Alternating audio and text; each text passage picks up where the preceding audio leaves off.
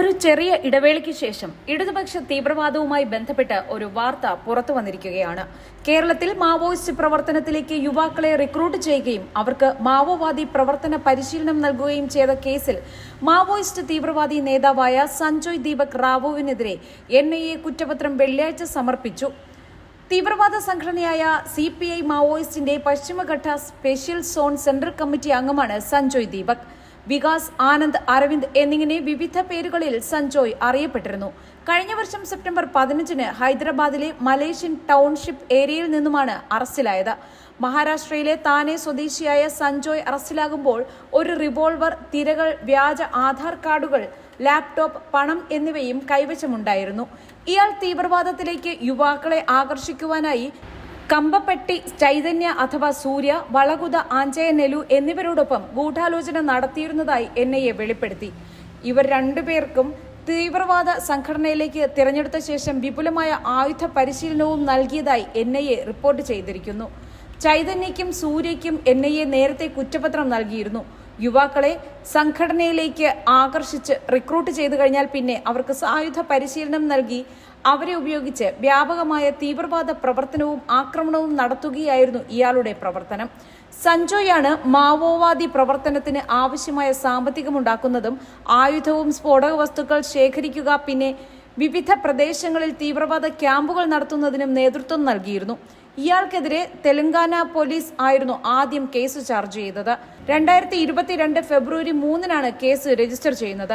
സഞ്ജോയ് തുടർന്ന് വന്നിരുന്ന തീവ്രവാദ പ്രവർത്തനങ്ങൾ രാജ്യത്തിന്റെ ഐക്യത്തിനും അഖണ്ഡതയ്ക്കും പരമാധികാരത്തിനും നേരെ കടുത്ത ഭീഷണിയായതുകൊണ്ട് NIA സ്വമേധയാ കേസെടുക്കുകയായിരുന്നു. ലോകത്തിൽ തന്നെ പലയിടത്തും തീവ്രവാദ ഗൂഢാലോചനയോ ആക്രമണമോ സംഭവിച്ചതിന്റെ അന്വേഷണം ഇറങ്ങിച്ചെല്ലുമ്പോൾ അവിടെയൊക്കെ ഒരു മലയാളി സാന്നിധ്യം പുതുമയല്ലാതായിരിക്കുന്നു. ഇടതുപക്ഷ ഭീകരവാദം കേരളത്തിൽ സാന്നിധ്യം അറിയിച്ചു തുടങ്ങിയിട്ട് കുറച്ചു കാലങ്ങളായി. കഴിഞ്ഞ 10 വർഷത്തിൽ മലബാർ പ്രദേശങ്ങളിൽ മാവോയിസ്റ്റുകളുടെ പ്രവർത്തനം വർദ്ധിച്ചതായി രേഖകൾ കാണിക്കുന്നു. 2023 ഫെബ്രുവരി 6-ൽ 5 പേരടങ്ങിയ മാവോയിസ്റ്റ് സംഘം കണ്ണൂർ ആറളം ഫാമിലിയുള്ള വിയറ്റ്നാം കോളനിയിൽ വരികയും ഗ്രാമവാസികളെ ഭയപ്പെടുത്തി ഭക്ഷണ സാധനങ്ങൾ സമാഹരിച്ചു പോവുകയും ചെയ്തു. സംഘത്തലവൻ CP മൊയ്തീൻ, ജിഷ, ജയൻ, വിക്രം, സോമൻ എന്നിവരെ പോലീസ് തിരിച്ചറിഞ്ഞിരുന്നു. ഫെബ്രുവരി 16-ന് കണ്ണൂരിലെ തന്നെ കൊട്ടിയൂർ കൂനമ്പാല കോളനിയിൽ 4 പേരെത്തി ഒരു വീട്ടിലെ അരിയും പലചരക്കും കവർന്നെടുത്തു. പിന്നീട് അവർക്ക് ആവശ്യമായ സാധനങ്ങൾ വാങ്ങുന്നതിനും പണവും ലിസ്റ്റും നൽകിപ്പോയി. ഇതിൽ 2 പേർ സ്ത്രീകളായിരുന്നു. മാർച്ച് 6-ന് വയനാട്ടിൽ കാപ്പിക്കളം കൂട്ടിയത് വീട്ടിൽ കടന്നുകയറി ഭക്ഷണ സാധനങ്ങൾ കൊണ്ടുപോയി. തടയാൻ ശ്രമിച്ച വീട്ടമ്മയെ തോക്കുധാരികൾ ഭീഷണിപ്പെടുത്തി നിശബ്ദയാക്കി. മാർച്ച് 15-ന് വയനാട് തൊണ്ടനാട് പഞ്ചായത്ത് അരിമല കോളനിയിൽ 4 പേർ എത്തി ലഘുലേഖകൾ വിതരണം ചെയ്തു. ഇതിൽ ഉണ്ണിമായ, ചന്ദ്രു, സുന്ദരി എന്നീ 3 പേരെ തിരിച്ചറിഞ്ഞു. 2023-ൽ മാത്രം 4 തവണയാണ് ഇതേ സംഭവം ഉണ്ടായത്. മറ്റു വർഷങ്ങളിലും ഇതുപോലെയുള്ള സംഭവങ്ങൾ ഉണ്ടായിട്ടുണ്ട്.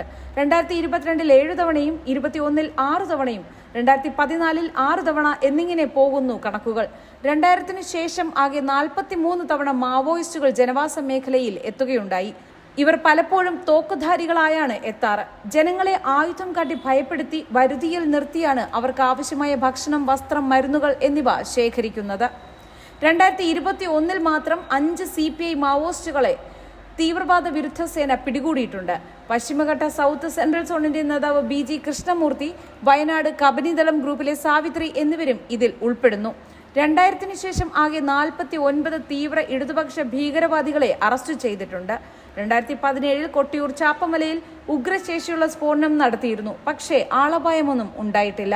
എന്നാൽ 2014 ജൂലൈയിൽ വയനാട് വനത്തിനുള്ളിൽ സ്ഫോടനം നടന്നിരുന്നു. അന്ന് മാവോവാദി നേതാവ് സിനോജ് കയ്യിലിരുന്ന സ്ഫോടക വസ്തു പൊട്ടിത്തെറിച്ചു മരിച്ചു.